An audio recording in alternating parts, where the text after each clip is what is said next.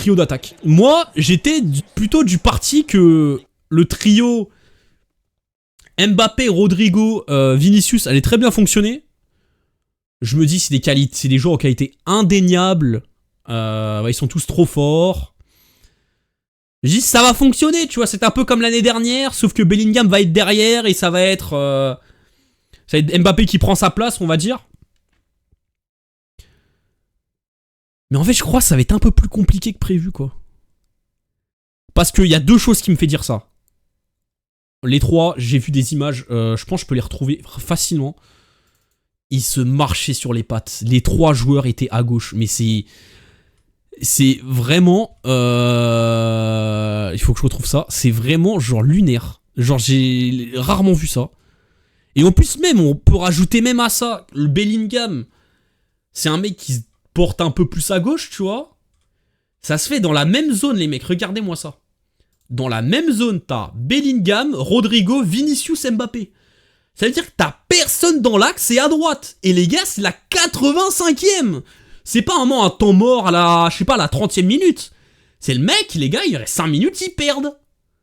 C'est le moment chaud du match. T'as les 4 qui sont sur le même côté. Et le deuxième truc qui me fait dire que ça va peut-être être compliqué, c'est que dès le départ, enfin là c'est le premier match de la saison en championnat, et t'as Ancelotti qui dit en conférence de presse qu'il doit déjà faire un choix à gauche, que ça sera soit Vinicius ou Mbappé à gauche. Je sais pas si vous vous rendez compte. Et là je me demande vraiment, là Mbappé c'est un très bon joueur, j'ai pas de problème, mais est-ce que le Real Madrid avait vraiment besoin d'Mbappé? Est-ce que c'est pas un délit, c'est pas un caprice de le vouloir? Est-ce que ça fait pas un petit peu comme Messi, le PSG quand ils ont pris Messi? En gros, dans ta tête, à l'esprit, genre c'est exceptionnel d'avoir Messi avec Neymar et Mbappé, tu vois. C'est un trio exceptionnel, tu vois. C'est un trio exceptionnel. Mais est-ce qu'ils vont fonctionner les trois? Et est-ce que, avec le fait que t'aies déjà Rodrigo qui joue pas à son poste en jouant à droite, le fait que tu ne ramènes pas un vrai neuf à ce trio-là, tu ramènes un Mbappé qui, du coup, va jouer neuf alors que c'est pas son poste. Est-ce que c'est pas un caprice de riche, là, Florentino Pérez? En vrai de vrai. En vrai de vrai, les mecs. Parce que, mec, en fait, moi, vraiment, même après le premier match, je me dis, bon. Mais au moment où j'ai vu la conférence de presse d'Ancelotti qui dit qu'il devra faire un choix à gauche, ça sera soit Vinicius, soit Mbappé, c'est inquiétant. Et moi, les mecs, ma théorie, c'est que le grand sacrifié de l'histoire, les mecs, ça va être Rodrigo. Moi, ma théorie, c'est qu'ils vont revenir au 4-4 de losange de l'année dernière, avec, en 9, voilà, ils vont être devant, mais ça va être 2 faux 9, quoi. Vinicius Mbappé avec en 10, soit Arda Güler, soit Bellingham. Ma théorie, c'est ça. Je pense qu'à terme, le Real Madrid va plus ressembler à ça. Et du coup, ça fera encore une saison 109. Ça sera encore un système hybride. Où on disait que l'année dernière, ce 4-4 de losange, c'était une saison de transition, une tactique de transition pour l'année prochaine en attendant Mbappé en pointe. Parce que, les gars, là, le truc de Ancelotti, je dois faire un choix à gauche, ce sera soit Mbappé, soit Vinicius. Jamais de la vie, il va mettre l'un des deux dans le banc. Mbappé, parce que c'est Mbappé. Par exemple, hier, les mecs, 89e, il sort Rodrigo Vinicius. Ah non, il sort Bellingham Vinicius et Mbappé encore sur le terrain. Vous voyez ce que je veux dire? Et Vinicius, tu l'enlèves pas, c'est le meilleur joueur du monde. Le meilleur joueur offensif du monde. Parce que pour moi, le meilleur joueur du monde, c'est Rodri. Mais voilà, du coup, le meilleur joueur offensif du monde. Celui qui va sûrement être Ballon d'Or cette saison.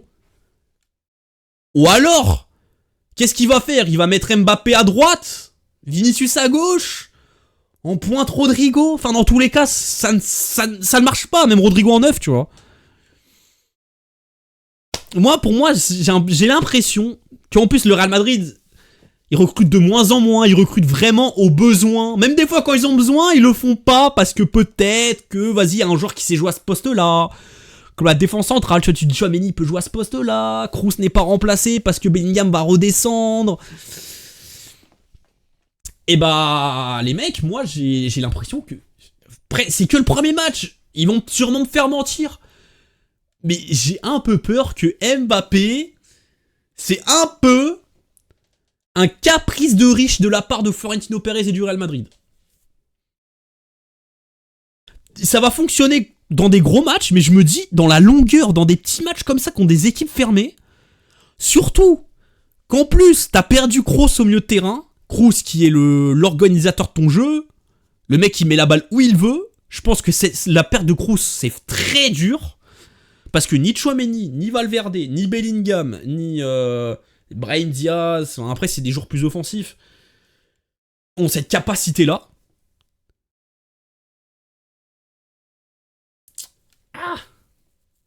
Moi, je pense que ça va être un peu galère. Ou en tout cas, ça va prendre du temps à fonctionner. Peut-être ça va fonctionner. Je n'exclus pas ça. Je dis pas que ça ne va pas fonctionner. Mais je pense que ça va prendre du temps, les mecs. Et est-ce que ça va aussi ne pas... Une guerre d'ego au club?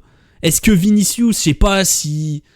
Rodrigo, s'il est mis sur le banc alors qu'il est très bon pour me laisser de la place à Mbappé?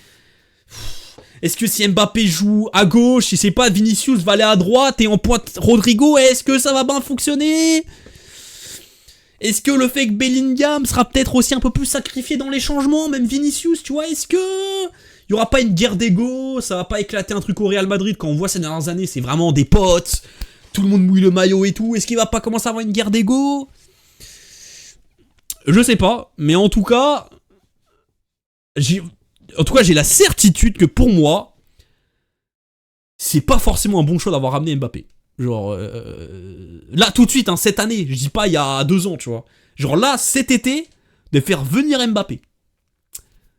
T'as gagné la Ligue des Champions, sans lui, sans neuf. Tu devais recruter un pur neuf.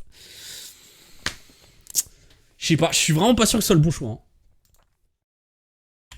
En plus, apparemment, il a pas fait un bon match, les gars. J'ai vu les stats. Frère, il a eu 2,7. Regarde, j'ai vu ça. Je suis explosé. Mais j'ai vu la note du match. La note du match, il faut que je retrouve. Peut-être si je mets note. En plus, il se fait déjà dézinguer. Il se fait déjà dézinguer, Mbappé. Par les journaux espagnols. D'ailleurs, ça va le faire tout drôle. En France, il était surprotégé même quand il était atroce. Même quand il était atroce, il se faisait surprotéger. Là, mon gars, non, dès le premier match du championnat, ça le détruit. Et du coup, regardez. 2,7, putain de merde. 2,7.